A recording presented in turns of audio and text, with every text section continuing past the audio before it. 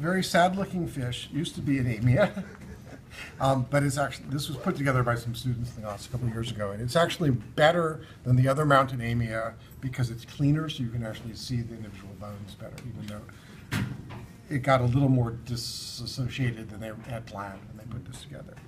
So you can see the vertebral column. I don't think that's too hard to see. You can't really tell that the centra are amphicoelous, but they are.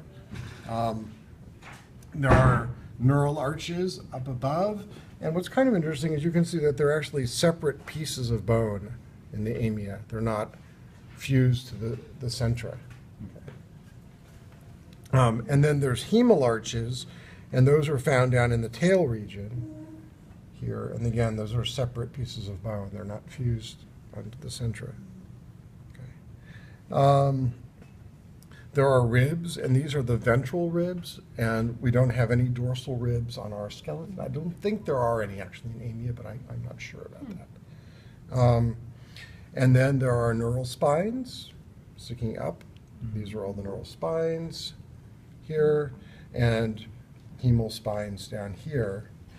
And this is the caudal fin, and the caudal fin is kind of missing parts of it, but you can still tell pretty clearly that the main vertebral axis bends up a little bit there. Do you see that? And the larger section of the tail is basically all below that main axis of the vertebral column. Okay. And this is not a homocircle tail, it's a modified heterocircle tail, so it's still not externally symmetrical, and you could see that if it was actually a whole amia. These elements that are basically the hemal spines that support the caudal fin are called hypeurals, right here. Hype meaning below, and ural meaning tail. Okay. And then, not really shown here, but there could be some elements up here. Those would be the epurals. There's usually a few dorsally, but most of them are hypeurals supporting the tail. John, sorry. Yeah. Why is heme used? Why is it hemal? Like, what does heme mean? I know what heme means, but why is it used for these? Well, what does it mean? Like oxygen? Or blood. And remember, there's those vessels, the caudal artery and caudal vein, that run out along the tail, and they run through those hemal arches. Okay. So that's why they're called hemal arches. Okay. Clever. Does that make sense? Yes. Okay. You don't sound convinced. Yeah, I think I just, yeah, no, it's good. Okay. And then last but not least, notice here these elements that actually support the caudal fin. Those are, what are those called? Such as now. Yeah, you got it there? Lepidotrichia? Exactly. These are the lepidotrichia here. And if you look at them, you can see they're actually segmented. They're individual scales that have fused together to make those bony fin ribs.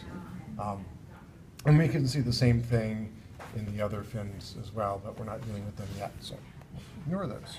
Okay, so this is not the most beautiful looking mount, but there's a lot that can be seen on it. Mm-hmm. And I guess I should have probably also pointed out the dorsal fin and the anal fin as well. Okay? Yeah, it's so interesting, that dorsal fin. Where's the division between the caudal and the trunk section? Oh, okay. So caudal and trunk, where do you think?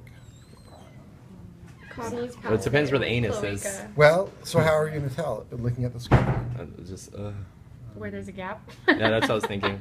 I was thinking maybe it's back here where they. Nope. Basically, where you go from ribs to hemal spine. Wow. Because this is where there's body cavity. The gut's going to end there. There's going to be the cloaca. And then this is all tail back here. And you've got hemal spines. There's no body cavity. Does that make sense? Yeah. Okay. So no, good question. All right. Here's my fish. Okay. So, some teleost vertebrae. Cool.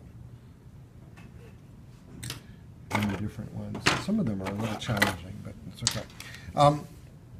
So, teleost, vertebra. Okay, here's a vertebra. Here is a neural arch. Okay, everyone agree.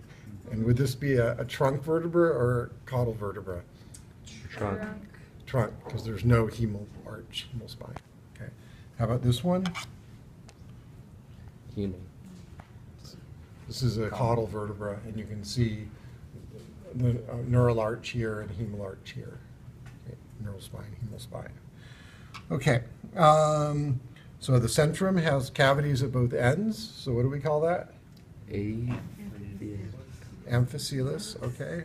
So really good indications for fishes. When you find something like this on the beach, you don't have to wonder if it's a dolphin or a fish, because it's amphicoelus, you know it's a fish. Okay. What else? Zygapophyses, yes. Some teleos do develop zygapophyses. So in this column, you can see them here, connecting adjacent vertebrae together. And you can see them really well developed. For example, on this, look at these amazing zygapophyses. And that's what that's for. They're pretty crazy, yeah. Oh, wow. So fast swimming fishes do develop these. They're not normal. Most fishes don't. So, you know, our friend Amia knows zygapophyses, trout, etc. Does it also correspond with like larger bodied fish? Like Um, do swordfish have them? Swordfish do, yeah, but swordfish are fast swimming fishes. Just like tuna? Yeah. Okay. So you can be a slow, big fish with no zygapophysis? Yes, like a sturgeon would not have Okay. zygapophyses. They're pretty slow. And then it says fin, spines, and homocircle tail. I'm not going to see that on anything I grab, so I think you can find those on your own. Necturus. Oops, I didn't grab an actual I can get one. Necturus.